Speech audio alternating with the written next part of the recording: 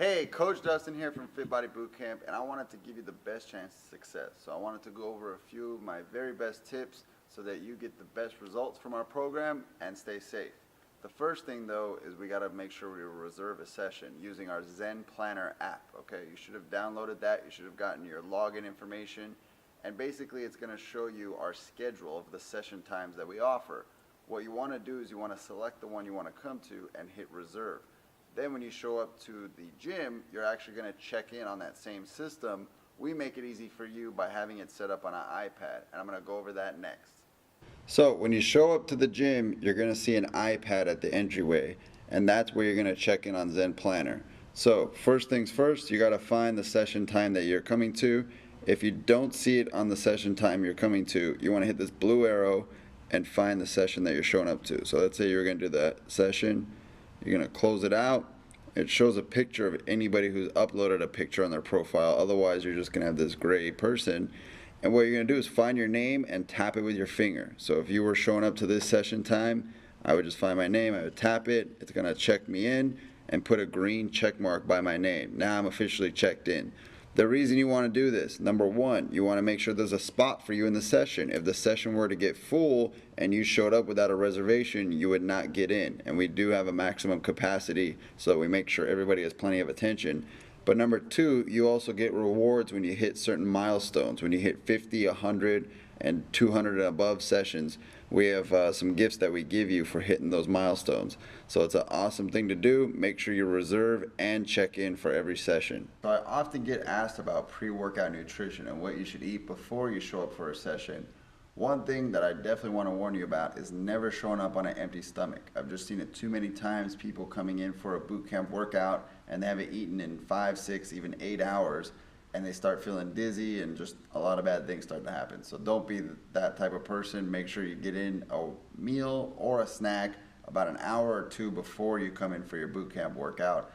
A lot of people might think that's counterintuitive, eating before a workout, but in all reality, it gives you more energy so you can work out harder and burn more fat, all right? So always come in energized, making sure you had water and making sure that you ate something at least within the last couple hours, okay? If you have not eaten, let's say in 6 or 8 hours, I would actually recommend not taking boot camp at that time. Maybe go get something to eat, stop and grab an apple at a gas station, get a protein bar, and come to a later session. It's for your safety that we say that. All right, so the next thing I wanted to cover with you was post-workout nutrition, okay? Now you're gonna go home and you just got in a great workout. What should you do? In a perfect world, we would have a meal, okay? We would have something with some protein and carbohydrates so that we can replenish the body. Again, it might sound counterintuitive to eat right after you got done working out, but in all reality, it really helps the body to repair and also prepare for the next day to get a great workout in. So it's gonna really help with your recovery, your soreness, and then also your performance with your attention being on the pre-workout and the post-workout. In a perfect world, I would have a pre-workout as something light, an apple, a banana with peanut butter, something that is roughly 200 calories or less. And then when we go to post-workout, we wanna have a full meal, something 400 calories or more, because your body's primed to absorb a lot of those calories. You're not gonna really be storing it as fat because your metabolism is so high after that workout, okay? And then a final note, I just want to go over the pre-workout warm-up, okay? So before your boot camp begins, if you show up 5-10 minutes early, I would grab a foam roller and start to roll your tight areas of your body, okay?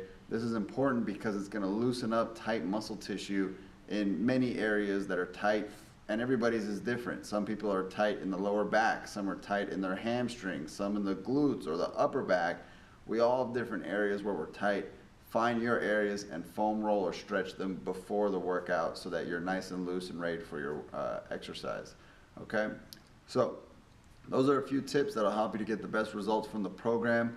But remember, we're always here to be safe and to give you a workout without you getting injured. So we want you to have an open dialogue with your coach. Let them know about any injuries. It could be injuries that you've had from many years, you know, a surgery that might have came up, something that might have happened, a bad accident. Let the coach know so that they can keep an eye on you and they can modify. but also let them know about any new ones, all right? We might be coaching a client for weeks or months and get to know their injuries, but one night they go home and they fall down their stairs, or they slip and they hurt their knee. Something happens, but the coach needs to know the next day, because we know what we are usually working with, but when something new gets introduced, we need to know that as well, all right? So have an open dialogue with your coaches, let them know so that they can do their job to the best of their ability.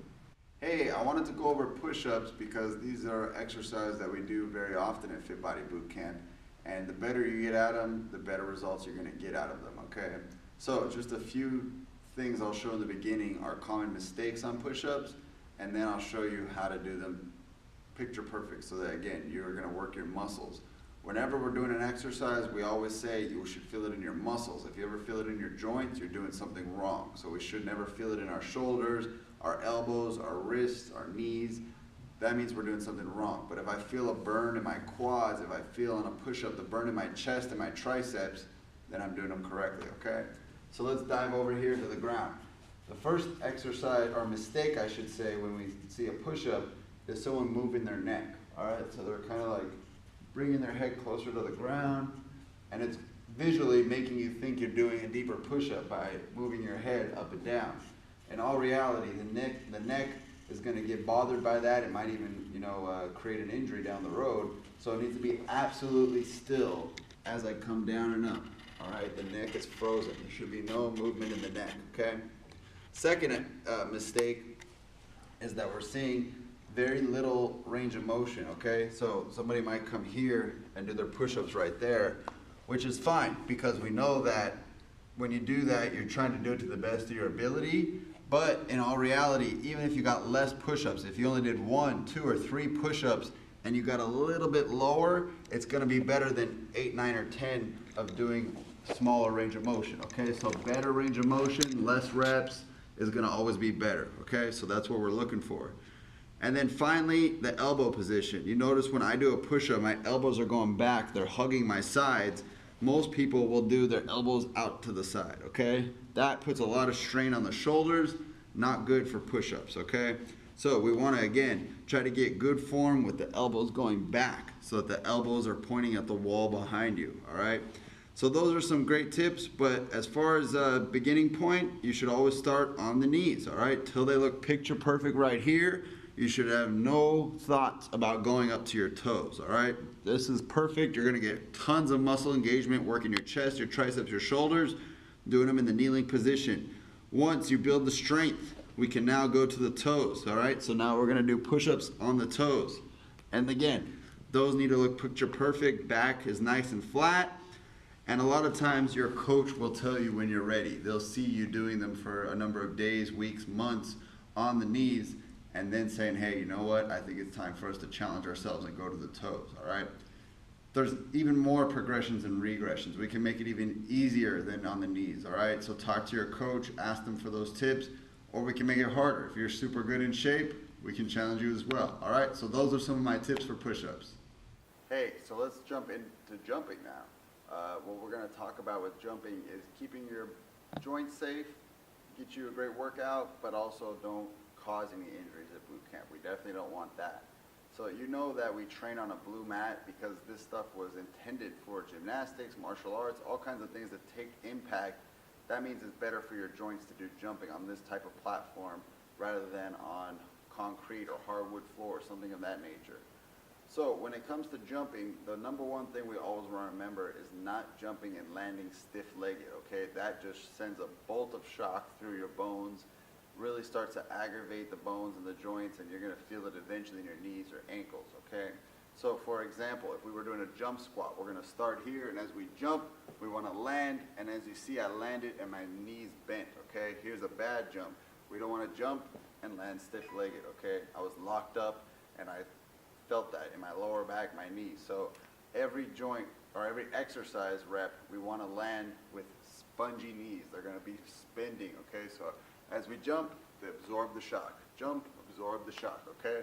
So we want to do that on jump squats, jumping jacks, any type of plyometric exercise where both feet are leaving the ground.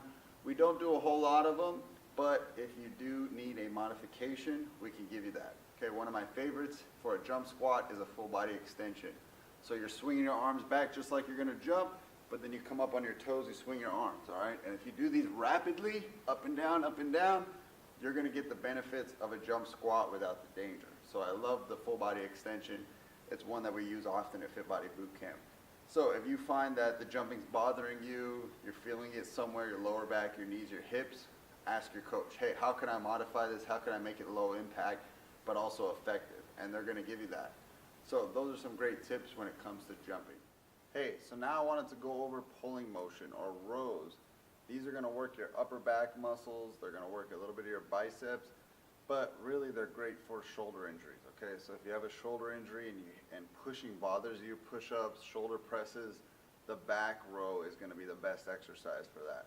But even if you don't have a shoulder injury, back is a great muscle to work because it's one of the biggest muscles in your body, so it's gonna help you burn a ton of calories by working your back, and you're gonna get all that tone in your upper back that you're looking for. Especially, I know you ladies, you have the backless dresses, bikinis, you know, you're gonna be showing off that upper back.